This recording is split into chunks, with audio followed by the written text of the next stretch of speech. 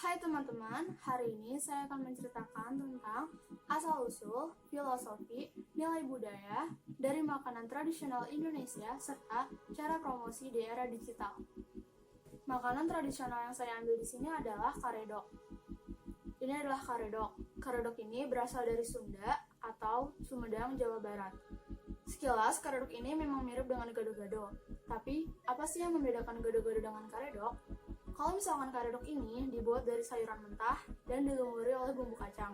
Sedangkan gado-gado, sayurannya itu direbus dulu, baru dilumuri oleh bumbu kacang. Nah, kalian tahu nggak sih asal-usul dari makanan karedok? Berdasarkan informasi yang saya cari, karedok ini berasal dari sebuah desa di seberang Sungai Cimanuk. Daerah tersebut merupakan wilayah Sumedang Larang atau Negara Mayeti. Negara Mayeti merupakan sebutan pada orang saat itu. Ketika itu, terjadi musibah tanah longsor yang menimpa sebuah kampung. Lalu, penduduk kampung tersebut diharuskan untuk pindah ke kampung lain. Nama kampungnya ini Kampung Ranca Heong atau Babakan Dobol. Suatu hari, ada seorang bupati Sumedang namanya Pangeran Suryat Atamaja. Beliau ini memiliki hobi ngalintar, artinya mencari ikan di sungai menggunakan jala. Saat itu ia sedang ngalintar di daerah Lewi Kiara, yaitu aliran sungai Cimanuk.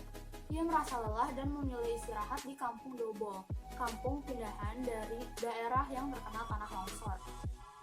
Saat bupati sedang istirahat, masyarakat setempat mengetahui bahwa yang istirahat adalah seorang bupati. Maka warga menyuguhkan hidangan berupa karedok untuk bupati tersebut. Kenapa karedok? Karena mereka menganggap karedok pada saat itu bisa dijadikan teman makan nasi. Lalu, Pangeran Suryat Atamaja menyantap hidangan karedok tersebut dan merasakan nikmat yang luar biasa. Setelah itu, Bupati membicarakan karedok tersebut kepada para sesepuh Sumedang, sampai para sesepuh itu merasa penasaran. Apa benar yang dikatakan Bupati tentang karedok dari Kampung Dobol tersebut? Karena penasaran, Pangeran Suryat Atamaja mengajak para sesepuh Sumedang untuk ngalintar ke Lewi Kiara dan istirahat di Kampung Dobol. Dan benar saja, para sesepuh juga dijamu oleh warga setempat dengan karedok.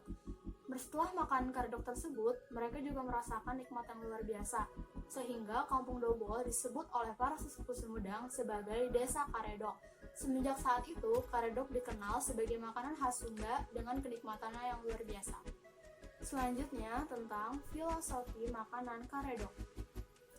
Karedok sendiri belum diketahui artinya apa karena karedok tidak ada dalam Kamus Besar Bahasa Indonesia maupun Bahasa Sunda. Namun, para warga menganggap bahwa karedok adalah salah versi Indonesia. Kenapa? Karena mereka sama-sama terbuat dari sayuran mentah. Kenapa sih karedok dibuat dari sayuran mentah? Karena masyarakat Sunda lebih menyukai sayuran mentah yang dinilai lebih original dan menyehatkan. Selain itu, kebanyakan masyarakat Sunda bermata pencarian sebagai petani. Selain asal-usul dan filosofi, tentunya karedok juga memiliki nilai kultural. Nilai kultural yang ada pada karedok salah satunya adalah nilai toleransi. Kenapa demikian? Karena karedok dijadikan sebagai makanan jamuan atau hidangan jamuan untuk para tamu. Contohnya, ketika masyarakat Sunda mengadakan sebuah pernikahan, pasti di hidangan prasmanannya terdapat menu karedok. Karena masyarakat Sunda sangat menghargai tamu-tamu yang datang. Contoh lainnya, ketika Indonesia menjadi tuan rumah konferensi Asia Afrika, biasanya Indonesia menjamu para tamu dari negara lain dengan makanan karedok. Itu berarti karedok mengandung nilai toleransi yang bersifat saling menghargai dan saling menghormati ketika ada tamu yang datang.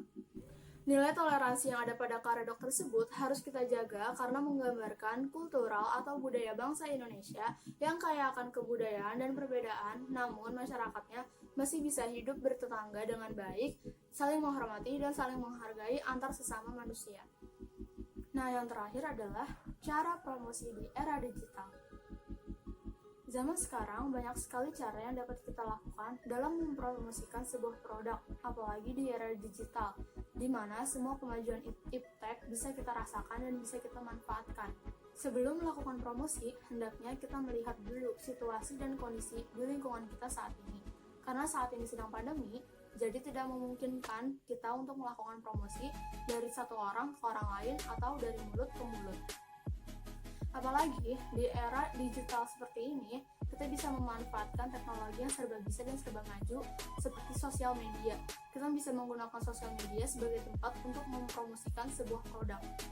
Mengikuti era globalisasi yang semakin canggih dan semakin maju, memudahkan kita untuk berinteraksi dengan orang lain hanya dengan melalui smartphone. Apalagi saat ini banyak sekali aplikasi-aplikasi e-commerce seperti Shopee, Lazada, Bukalapak, serta Tokopedia yang diciptakan untuk memudahkan kita berjualan, mempromosikan sebuah dagangan kita, dan berinteraksi dengan pembeli. Selain itu, kita juga bisa menggunakan sosial media seperti Instagram, Facebook, Twitter, maupun WhatsApp untuk mempromosikan, mengiklankan dagangan kita. Di sana, kita bisa menjangkau lebih banyak pembeli atau target pasar kita. Dapat disimpulkan, promosi di era digital dapat dilakukan dengan mudah melalui dua cara yang tadi saya sebutkan. Seperti yang pertama, memanfaatkan aplikasi e-commerce untuk tempat berjualan serta berusaha dari rumah. Yang kedua, kita bisa mengiklankan produk kita di sosial media dan bisa dijangkau oleh orang banyak. Demikian presentasi saya mengenai makanan tradisional Indonesia yaitu karedok khas Sunda. Kurang lebihnya mohon dimaafkan. Wassalamualaikum warahmatullahi wabarakatuh. Terima kasih.